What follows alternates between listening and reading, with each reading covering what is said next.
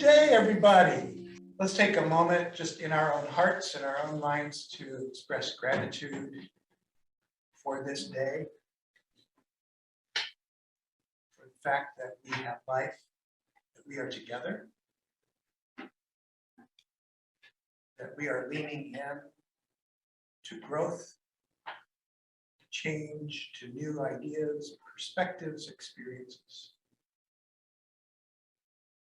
In gratitude in our hearts, in our minds, we say thank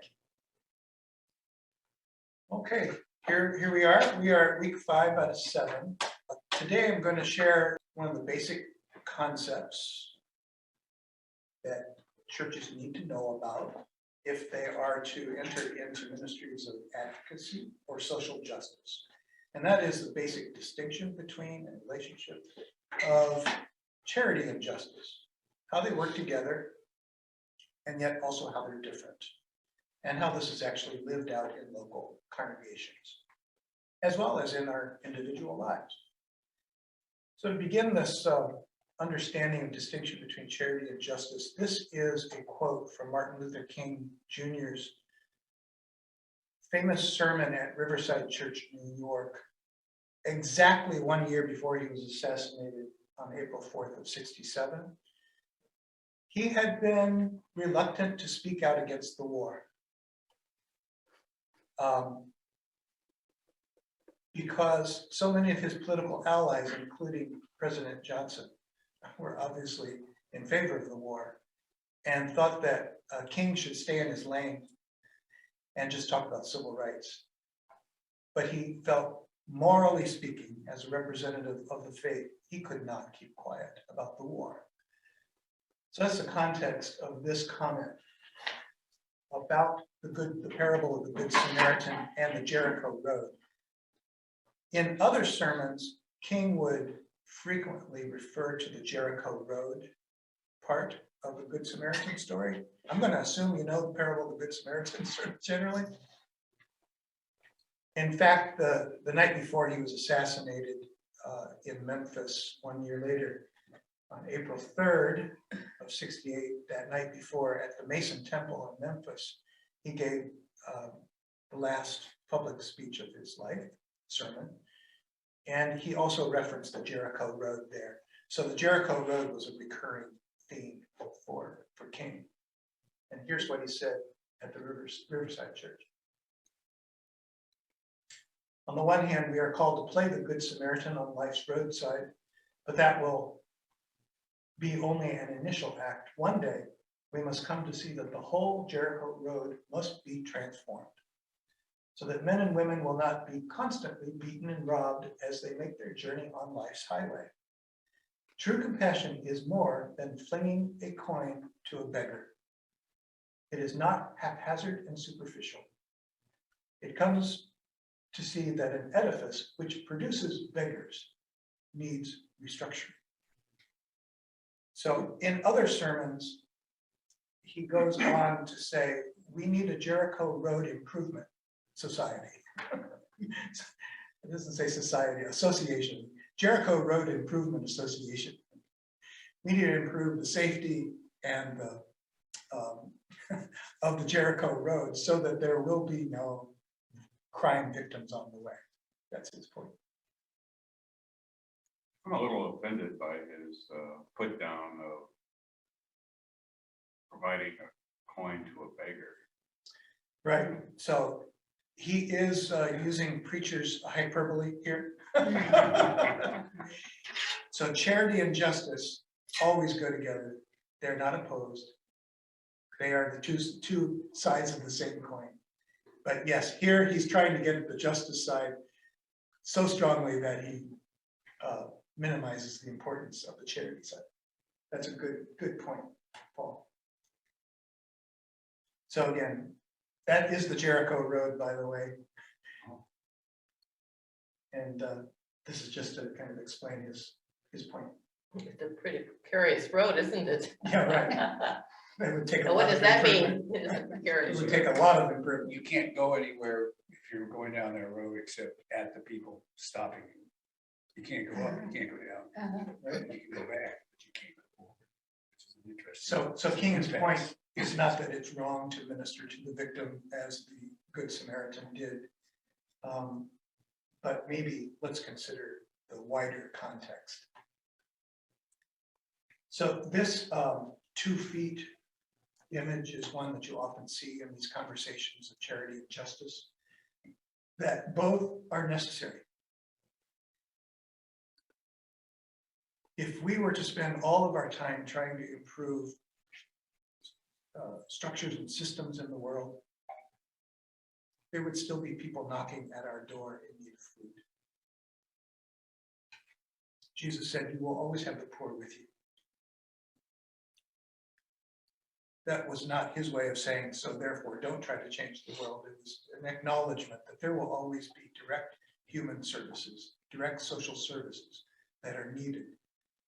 There will always be people who are grieved, heartbroken, who are shut out, even if we spend all of our time trying to build a better world. So they work together. Churches and individuals, governments, businesses can address both. It's not an either or, it is a both and. And both are good, both are biblical. The first 2 sessions, we went through examples in the Hebrew Bible and the New Testament, life of Jesus, where you find both. And then both are also found in the church's history and theology. It's also important to note that some people have a natural gift for one or the other. And that's true how church is, right? Some people are good teachers, but not singers. Some people are good singers, but not good candidates to be the president, the chairperson of the congregation. And we all have different gifts, as Paul says. We all bring our different gifts together to build up the church. Some people have the gift of seeing social dynamics, social policy, framework, structures, systems. Some people just have a gift, and they said, if we could just change this part of the law, then downstream it would be so much better for so many people. Some people just have that gift. Other people have more of a gift for, like Mother Teresa, let me feed one person at a time. Let me help one person at a time. If we combine all of these gifts, we can be a better business, family, church, government, whatever. This is a nice way of stating the distinction. Charity gives, but justice changes. Justice looks at long-term, big structural systemic change. The Isaiah 58 quote here is, well, I happen to have it back.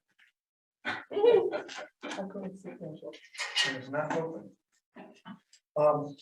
There's so much in the Bible, especially the Hebrew Bible, the New Testament also, that speaks to justice. Isaiah 58.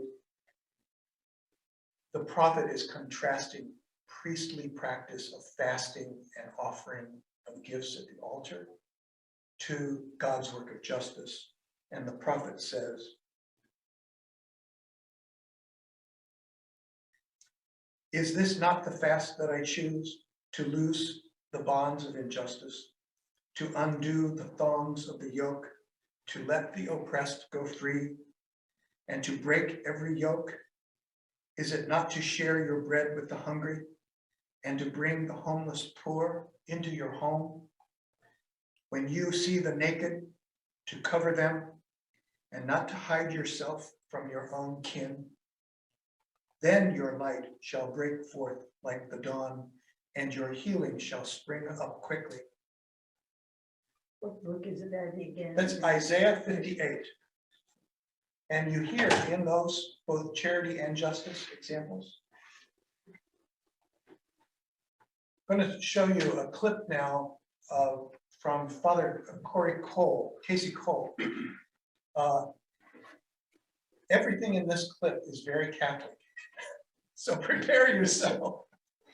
He's a Franciscan, and we've learned also a couple weeks ago that the Franciscans are a little different than other Catholic orders. And he's trying to explain here from a Catholic perspective, this distinction and relationship between charity and justice.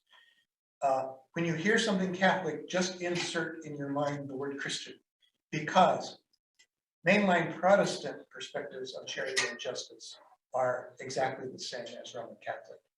Not so much with evangelical Christians, but Methodist, Episcopal, Presbyterian, UCC, Congregational, the usual suspects like us, quite frankly, we do share these exact same values as the Catholic Church in terms of social teaching.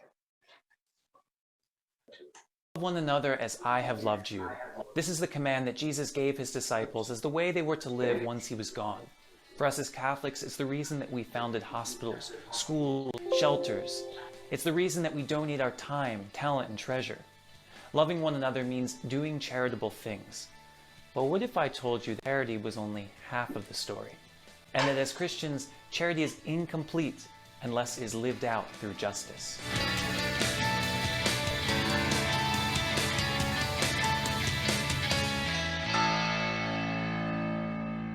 When we think about people doing charitable works, feeding the poor, caring for the sick, teaching the underprivileged, most people, no matter how they feel about the church or religion, will inevitably think of a nun in a habit or a priest in a Roman collar. This is partially conditioned by the movies and television we watch. Even in secular media, we often find traditional images of the church appearing when someone is in need.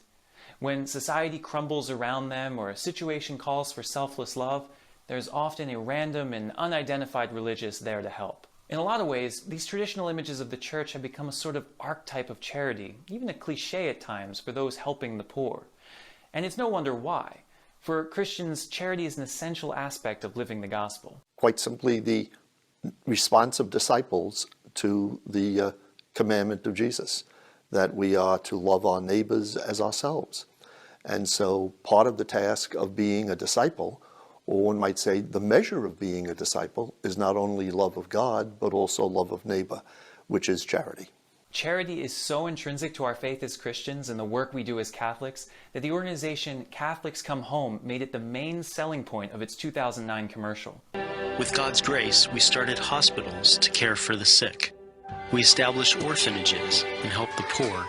We are the largest charitable organization on the planet, bringing relief and comfort to those in need. We educate more children than any other scholarly or religious institution. Overall, it's a fantastic commercial that highlights our good works, prayerfulness, diversity of members, and positive impact on history. And the organization has done a lot to produce positive and inviting images of the church for a popular audience. And yet there is one aspect of our faith completely missing from it: justice. When we say justice, we're not talking about lawyers and judges. We're not talking about doling out punishments. We're talking about the very biblical notion of giving each one what is rightfully due to them. The whole point about justice is, biblically speaking, it's about living in right relationship with God, with one another, and with creation. So how is this different from charity? It seems to me the whole point of justice is to deal not just with the effects or the outcomes of a situation, but to try to remedy and deal with the causes that bring about painful outcomes or consequences. Think about it this way. Say you go for a walk by the river and you find someone drowning. You decide to dive into the water to save them. In doing so, you have spent your time alleviating the effects of a painful outcome for someone. This is charity. But say this begins to happen a lot and you find yourself diving in the river 4 or 5 times a week to save someone. You begin to ask yourself, why are there so many people falling in the river that need saving? And what can I do to stop it from happening in the future? In doing so, you have spent your time alleviating the causes of a painful outcome for someone else. This is justice. In our world around us, there are many people drowning, in a sense, dealing with poverty, violence, loneliness, oppression, and fear. As a church, we are obviously called to pull them out of the water of their condition. But we're also called to ask some important questions. What is it in our world that's causing these problems? And what can we do to fix them?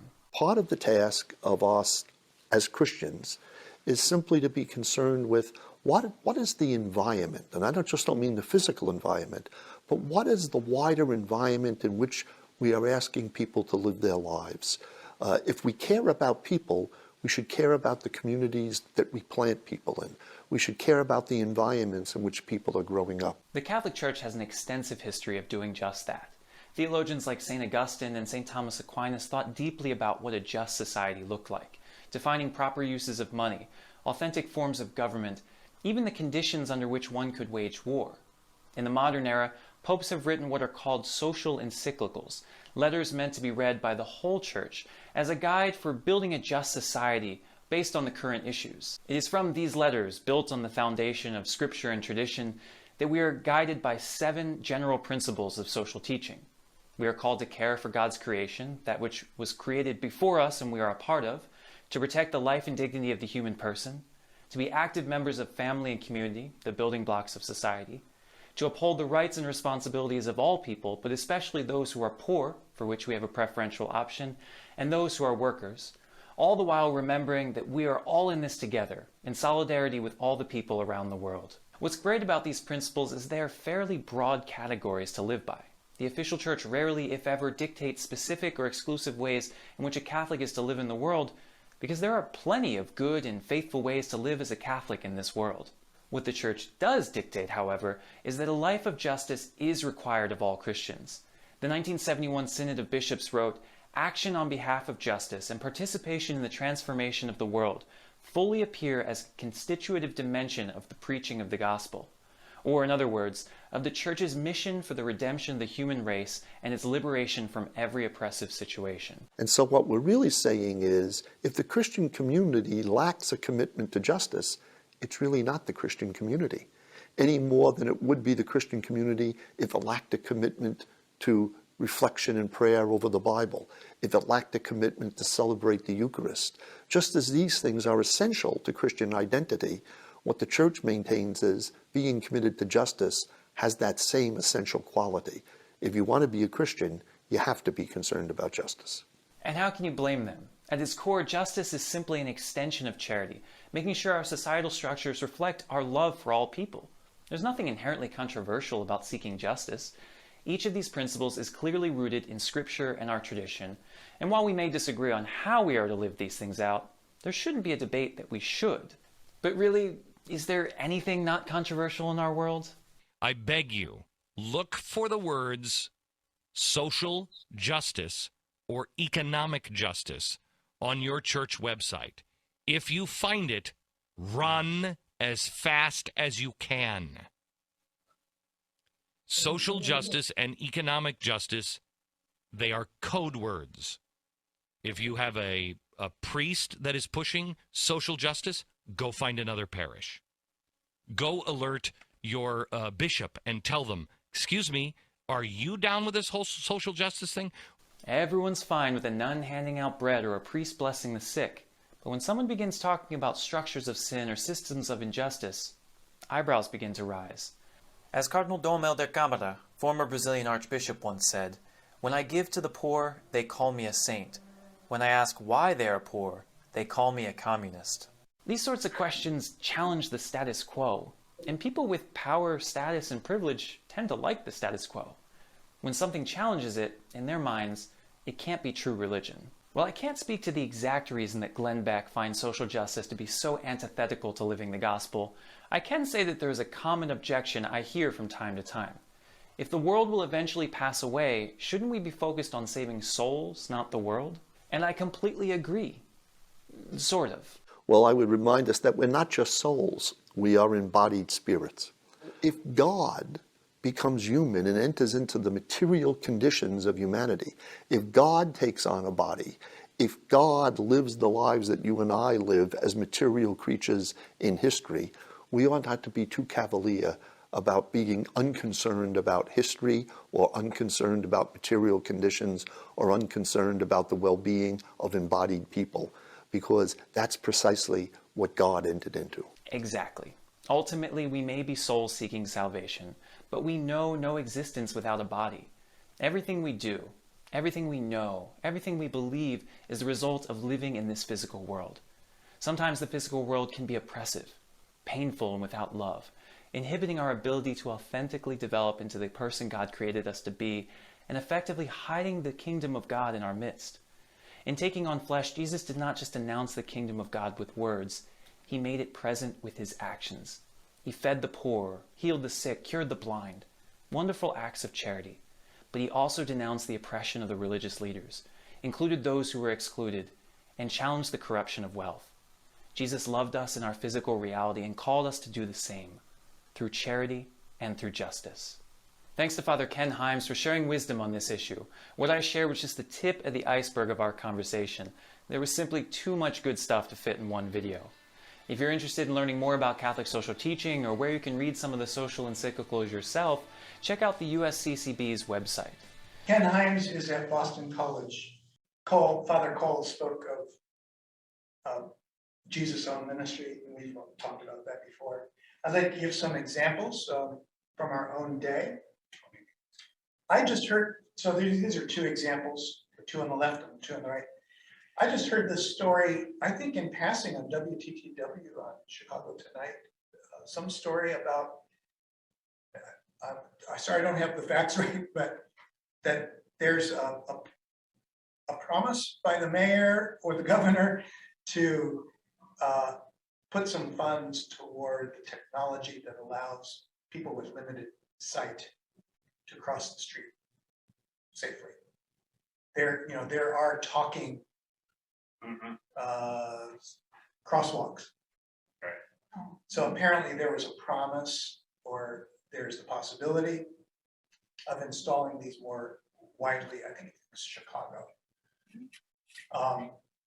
So it seems to me that, and there was somebody on Chicago Tonight, I think it was, I watched this, and she said that she was nearly killed by a CTA bus some years ago. Did anyone else see this? Yeah, and she was almost killed by a CTA bus just trying to walk, and somebody happened to reach out, pull her back just in time, so she wasn't struck by the bus. And so she's working to hold the mayor accountable to the promise of spending more money, which apparently has been approved, to install these crosswalks, which are talking crosswalks for the benefit of people with limited sight. This is just an example. I may not have all the facts quite right. It's an example of charity versus justice. By the way, the story Father Cole told about saving the people from drowning one by one, and then figuring out that if I go upstream and find out why the people are in the river in the first place, if I can fix that, they won't be in the river and need saving.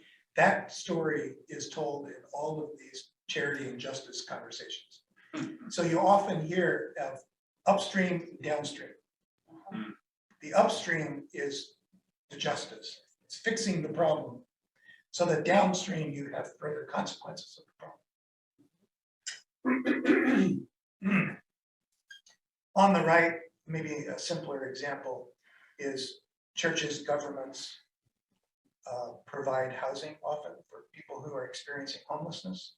By the way, the phrase people experiencing homelessness was introduced to me at a shelter rather than homeless people, as a way of putting people first language. It's called people experiencing homelessness.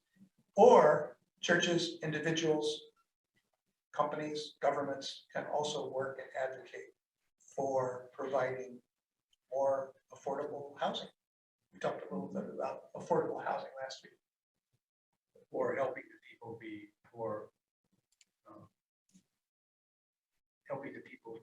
better able to cope with society. Yes. Getting the people, Right? maybe it's not just providing them housing, you could help them be better educated, overcome their deficiencies through other Well, possibilities. you're right. There is a very strong correlation between homelessness and mental illness and incarceration. Yeah. So there's a lot of upstream work that could be done. Thank you. And this is true not only for institutions, it's true for individuals. And a lot of you at home watching the recording and here in the room, you're involved personally and on both sides of this equation meaningfully. If you're willing, at home, please unmute yourself if you'd like to contribute, or here in the room. Can you share one or two examples of how you're involved in either charity or justice work as individuals?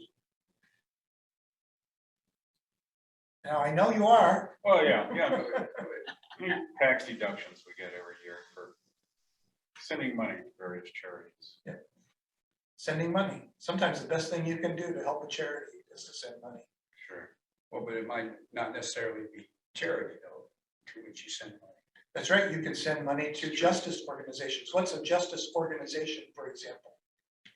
Southern Poverty Votes. Law.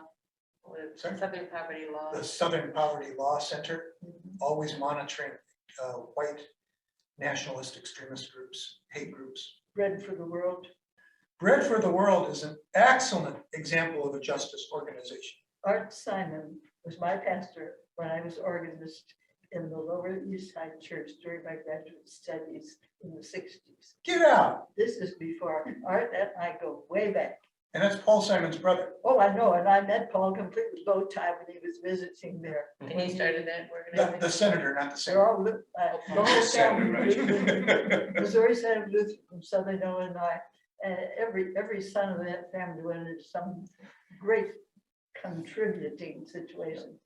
But Art was the one that got me involved with the Historical Organ Society backwards, because we had this old organ. We're talking 1828 that sat unplayable in the balcony.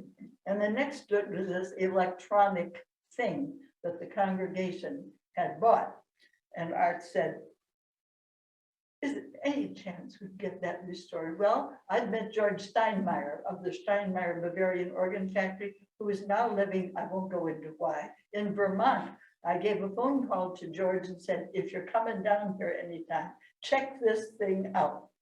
Well, George came down and said, yeah, there's life. Anyhow, we removed the double rise bellows to the single, and young organ builder from Brooklyn did the work, and I washed pipes. And we got this thing playing. I have a recording somewhere, and it was marvelous. Thank you. That was Art and me teaming up the first year. Thanks. Any other quick examples from your personal lives of how you engage in charity or justice? People engage me and listen to me. Yeah. and So I'm that's asking how you engage. How do you engage the world for its repair? I do my best. Can you give an example? Well, I cook for my neighbor who's Yeah. now just called me last night, said, don't deliver dinner today. I'm going to the hospital. I don't feel good. It can be as simple and Yeah. beautiful and as important as that. Have you ever written a letter, email to a member of Congress, local Oh, yes. government, Well, the president? Yeah, I EPA. just signed a witness slip. You ever heard of a witness slip? Yeah, for the regeneration things? This I is signed for one. composting. This is Liz Kunkel sent around a. Well, Yeah, I sent it last week. I've done that several times. Yeah, That's I think really, it's regeneration, allowing Illinois, this is a great example. Something that our church could do, or any church.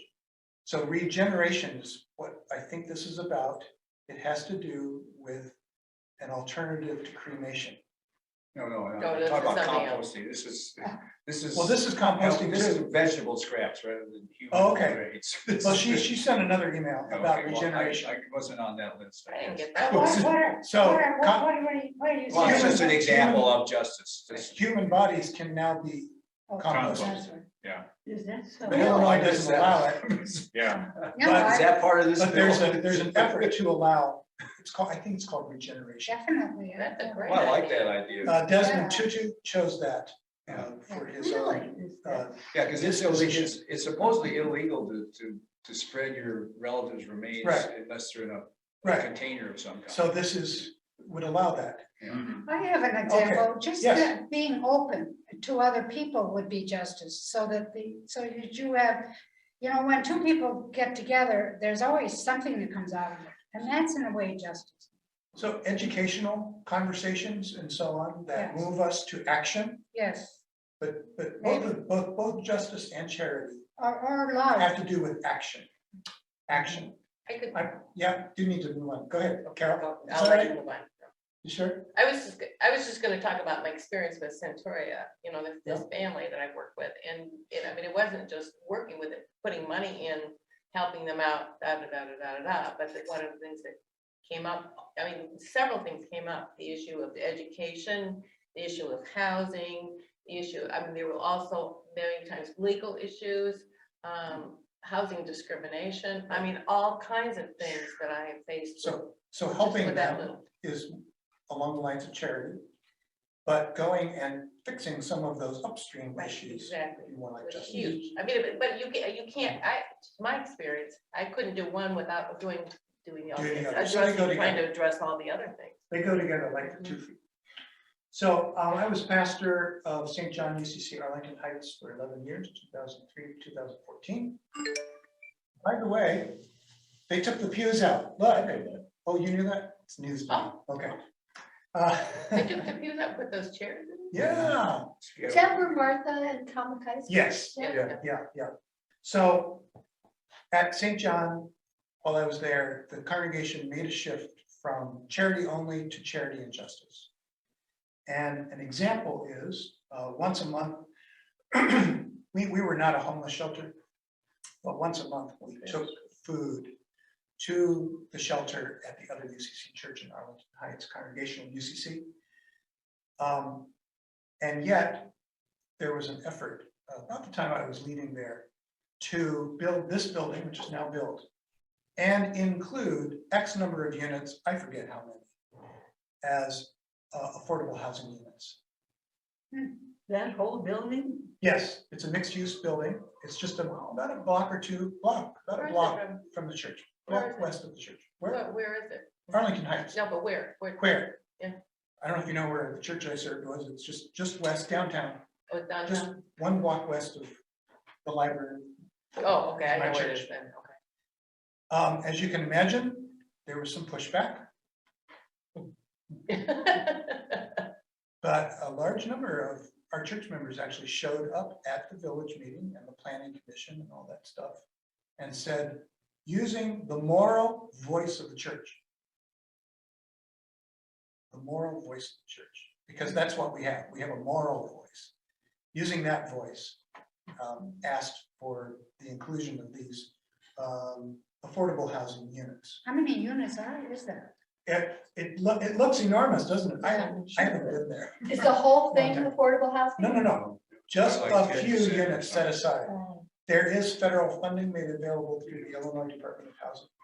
Well, you have to have, by It's- Illinois law, if you're not a home rule city, you have to have 10 or 15% or something. Yeah, you're supposed to have a plan. Each village is supposed to have a plan for this. Yeah. If you're not a home rule. Where's the Some plan other for that? examples.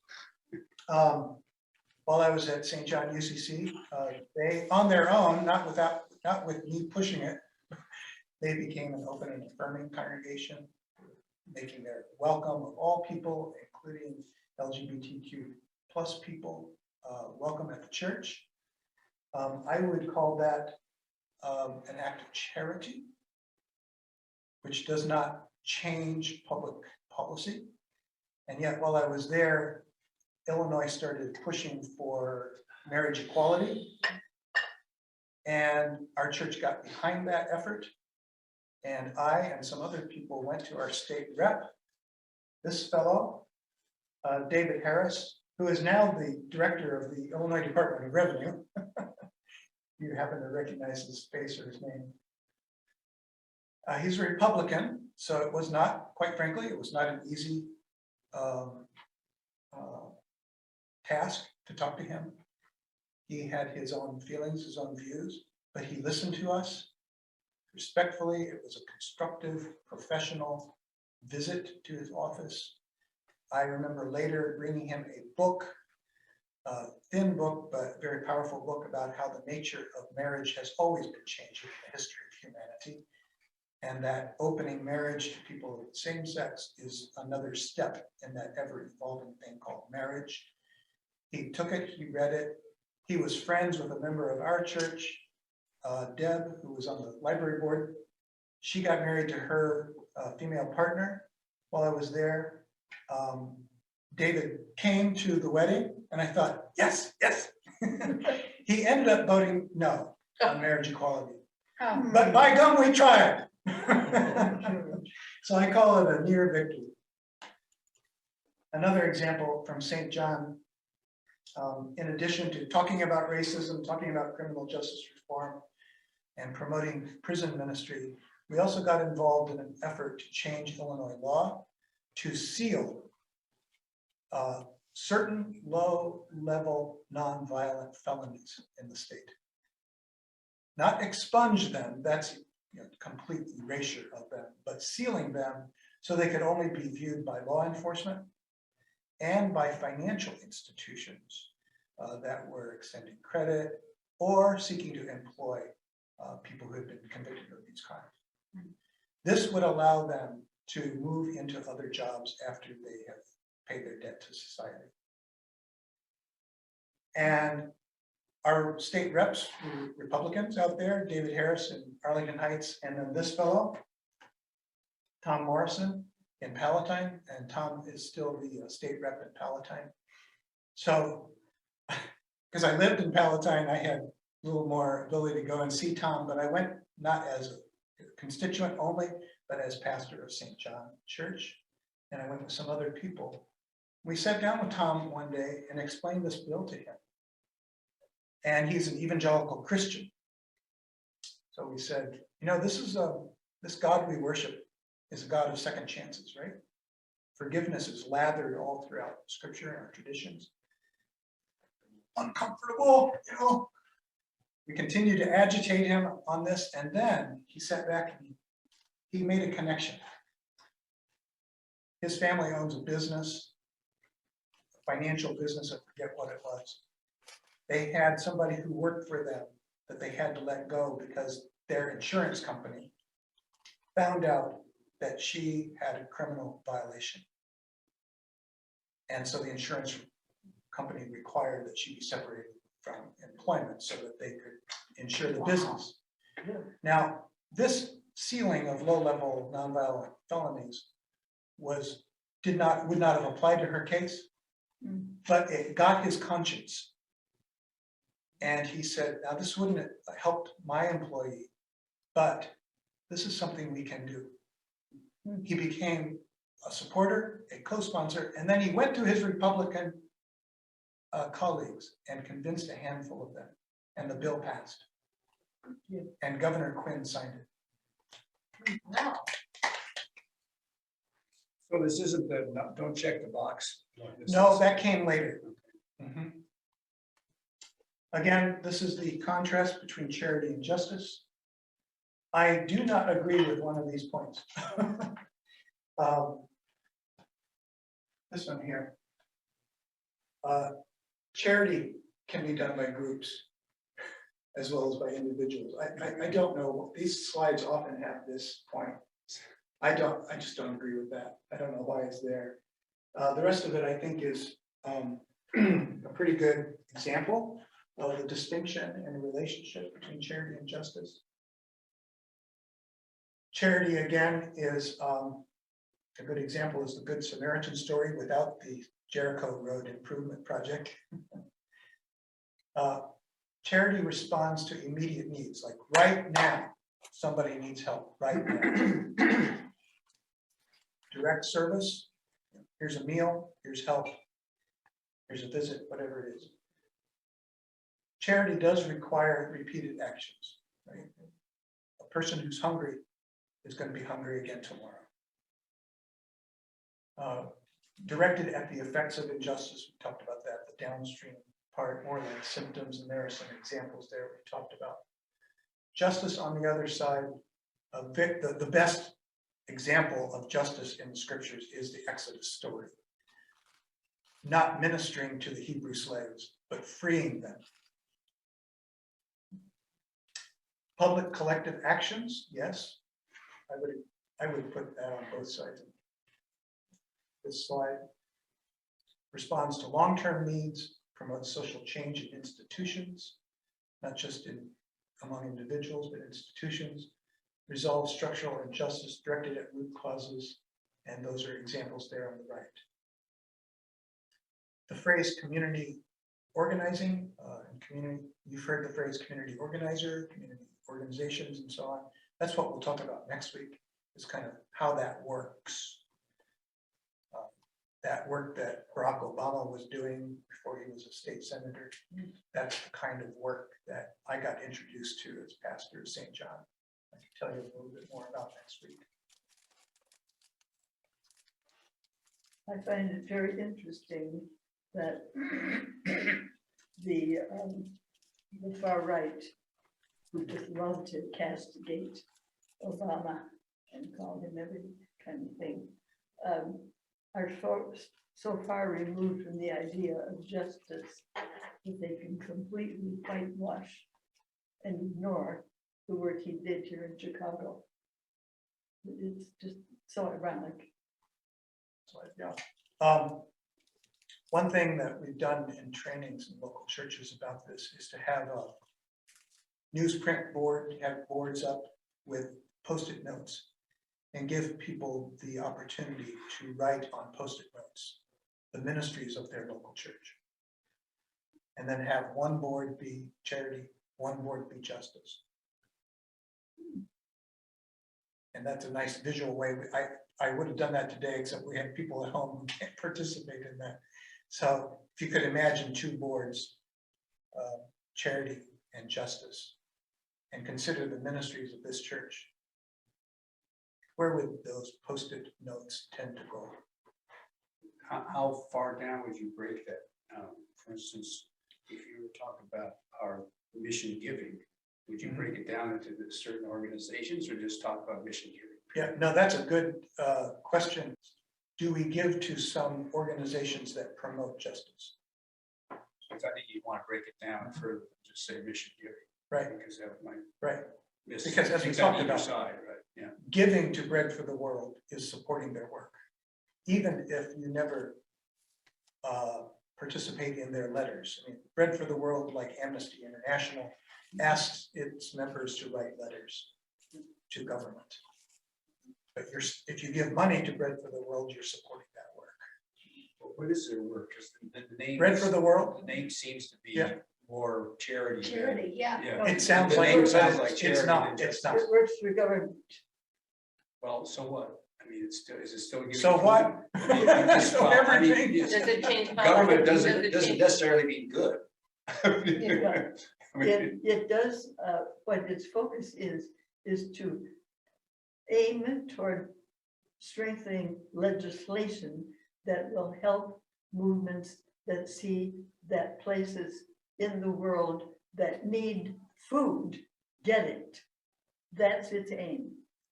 So it does support government programs in the United States that promote food security and address food insecurity. By the way, Programs like SNAP, Mhm. which is the new name for Okay. Food stamps. I mean, so this is more Yeah. funding federal or governmental programs to provide. and holding the government accountable to some of the promises that it's made around SNAP. But other things too, farm subsidies, things like that. Mhm. Yeah, Rick Steves is a strong supporter of this. Yeah, and a Lutheran too. Yeah, well, I met him about 8 years ago. He was at some function there and he's in touch with Art. And assured me then that Art was doing real well. That was about 8 years ago. So, Did you say so Rick would it be Steve? better to give Yeah. it to them than Project Heifer or something like Not that? better, Well, would it be more justice oriented? justice oriented, yes. That's another- So the Heifer Project is more charity. Mhm. Because One is not better than the other. we were attempting to intercede with some German friends of ours would send us expensive chocolate for Christmas, and I didn't want to respond that way, so I donated some money to Project Heifer in their name, trying to get them to stop sending us chocolate. Would seem like a ridiculous thing to do. And I don't know how successful I was, but it sounds like I could have given to this other project and been more on the justice side of it than the charity side. Some churches, some organizations have both. And they'll actually take your donation and put it in one place rather than No, another. but I appreciate the clarity though here, because it gives me an alternative, which seems to be maybe have more leverage. But yeah, it's an interesting thing to think about when you give it to an organization, taking a look at what kind of policy Yeah, whether Arm they're that working they on the have. justice or the charity side. Which I've not thought about before. Yeah, especially with that, I mean, I Yeah. thought, well, this helps individuals, but Mhm. we gotta make sure that the government makes it easier for them to have a code. I think that this conversation is so important that when maybe an annual bulletin where the Winnetka has their bulletin, this would be the village participating in this conversation. They would publish what all the churches give and even itemize somehow in accordance to what we're talking about. I think it would be a stimulus for our church and the community. I think it's We gotta do fascinating. it here first, though. I'd like to bring people in on Zoom who would like to participate. We haven't heard from you much today. Any responses, thoughts, any light bulbs go off? Well, Go for the last 2 years, I've been re-looking at the charities that I support. And with my neighbors across the street who had been doing the same thing, we were looking at like how much they seem to send, 4 pieces of postage a day sometimes, and how much the leaders within the group are getting paid, and decided that we would probably do better finding smaller charities in our area that really put the money where we wanted it to go. And we could also support our community. So I guess my area has gotten smaller, but hopefully more productive, because the tons of mailings that I get, if I gave a small piece to each one, it probably wouldn't do anything major. But if I put it together and gave it to a homeless group or a food bank in Northern Illinois or somewhere that I know Highwood, the Catholic Church in Highwood has a new priest who's from the Philippines who lives in a little tiny building behind the church and has been trying to get money for funding for food for the people in the community. And so anyway, I just have done kind of a reevaluation for what it's worth. I hate to, see some of these large ones take my $25 or whatever and not even be able to pay for their postage, which if I get 4 from the same place in one day, I cost 3 of them. So I'm trying to. Being a do-gooder. Yeah. And give another quick example of justice work that our church in Arlington Heights did, and it's different than these others. It's not just governments whose policies need to sometimes be challenged. We were very involved in criminal justice reform through the Community Renewal Society. And one of their campaigns was to put pressure on Walgreens to change their policy about interviewing people with felony convictions. When people come out of prison, and almost everyone who goes to prison comes out of prison, right? So they're going to need opportunities for employment first and foremost. Walgreens is one of the biggest employers in the country. Their headquarters happens to be here. So we decided that we're going to put a little pressure on Walgreens to try to get them to change their corporate policy. Because their policy was just, if you had a felony conviction, no employment at Walgreens.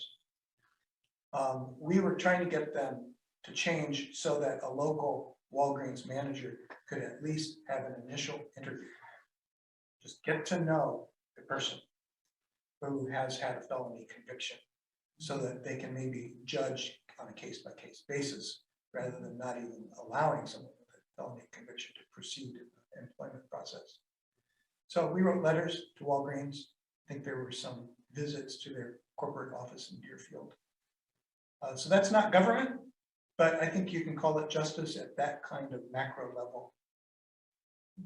Well, it strikes me though odd that the word felony covers such a huge range of misdemeanors, of acts of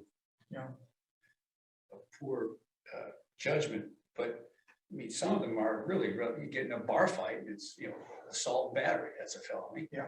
I mean, It's but a life sentence. it's your life sentence. You're forever, and it seems to be so unjust. But, The whole well, why couldn't they subdivide the word felony into different classes of felonies to There allow are. local managers to, they didn't have to stop the policy, they could define it. Yeah. What's, Good point. because there are these examples that are really just acts of poor judgment when you're young, and all of a sudden you're forever more impoverished. I had a church member once A who lifetime. had some youthful indiscretions. I mean, youthful, like late teens, and could not adopt a child later in life.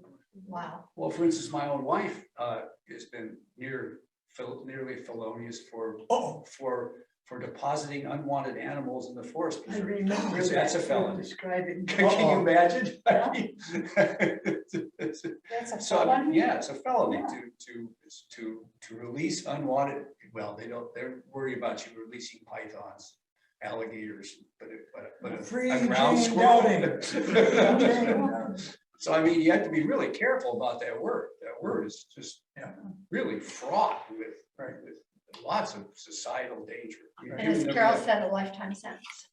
You can't get a job, you can't get a driver's license, you can't get, I mean, all kinds of things, and there's very little And rehabilitation. in some states, you have a permanent revocation of voting rights. Yeah, and getting worse.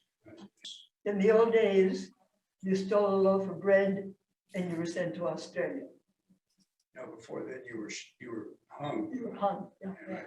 The judges didn't want to hang people for stealing insurance. The other thing is, some of these are not just bad judgment, but just desperation. Sure. Sure. People get desperate and make, Oh, they have to. they have to, they're forced into a corner, and so what are they gonna do? If you can't feed yourself, you may sell drugs, and then you're forever. Has this church ever had a presentation by Al Sharp? Not Al Sharpton, Al Sharp. Al Sharp is also a pastor. And he's a very good friend of the Hendersons, Pete and Jean. But Al directs the clergy project for a new drug policy, something like that, nationwide organization. Just trying to look again at all the nation's laws about drug policy and how they are inequitable in terms of racial disparities and so on. And of course, I think in some ways we're moving in a better direction that way in the United States. By legalizing marijuana, Right. you eliminate a huge swath of felonious activity. Are there still people in jail simply because they use marijuana? Yes, Are they still? Sure. yes, lots of them. Especially if it was a repeated offense or Yeah. offenses on Three top strikes of and you're other out, that's offenses. another really terrible. Yeah, that Um, war on drugs was a bad thing. I was thinking about the night ministry as another example of one of the two. Yeah, What was that he said? the night ministry. Oh, Yeah, yes. we lived to as a congregation. I'm not sure if the night ministry does justice work, but they would be, the people I know who work there would be very supportive of it. I don't know if they consider. They do both. Okay. I worked with the night ministry for a year, and they do both. What we see in our participation was mostly charity, but they do a lot of other things too.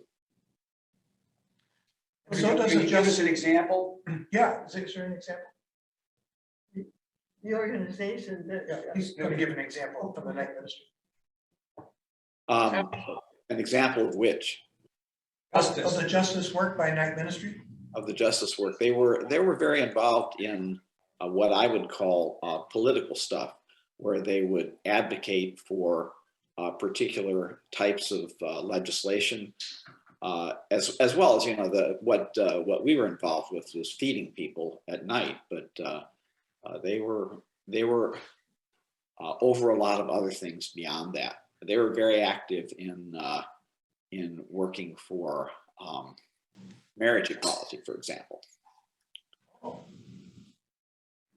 Yeah, that's Back in, in the day when it was a bigger issue than it is now. yeah, well, that relates to their ministry because they have a shelter principally for. Yes, exactly.